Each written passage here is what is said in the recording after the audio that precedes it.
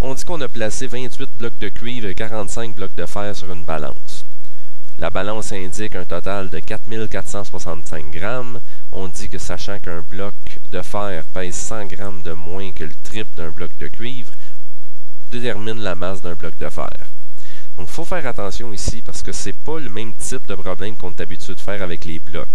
Là, on connaît déjà le nombre de blocs de cuivre, on connaît déjà le nombre de blocs de fer. Donc au fait, ce problème-là, ça ressemble pas mal plus au problème sur les bonbons qu'on avait fait en classe. Alors on commence, on va identifier notre X. Donc étant donné que la masse d'un bloc de fer dépend de celle du bloc de cuivre, on va choisir la masse d'un bloc de cuivre comme étant notre X. La masse du bloc de fer, c'est 100 de moins que le triple, donc 3x moins 100. On va ensuite construire l'équation. On va faire 28, ça c'est le 28 blocs de cuivre, fois la masse d'un bloc de cuivre, plus 45, ça c'est la masse d'un bloc de fer, fois le nombre de blocs de fer. Tout ça, c'est censé être égal à 4465. Donc là, il faut bien comprendre que le 28, c'est le nombre de blocs de cuivre. Le X, c'est la masse d'un bloc de cuivre. Le 45, c'est le nombre de blocs de fer. Et le 3x moins 100, c'est la masse d'un bloc de fer.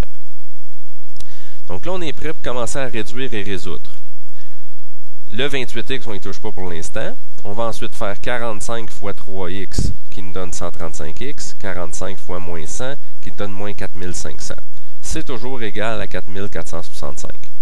On va ensuite regrouper les termes semblables. Donc les x vont aller ensemble. C'est toujours égal à 4465. On va résoudre notre équation en faisant plus 4500 des deux côtés. On va ensuite diviser par 163 des deux côtés. Et on va obtenir x égale 55. 55, c'est la masse d'un bloc de cuivre. C'est ça qu'on avait déterminé comme x. C'est pas tout à fait ça qu'on cherchait dans la question, mais c'est pas grave, c'est bien à noter que la masse d'un bloc de cuivre, c'est 55 grammes.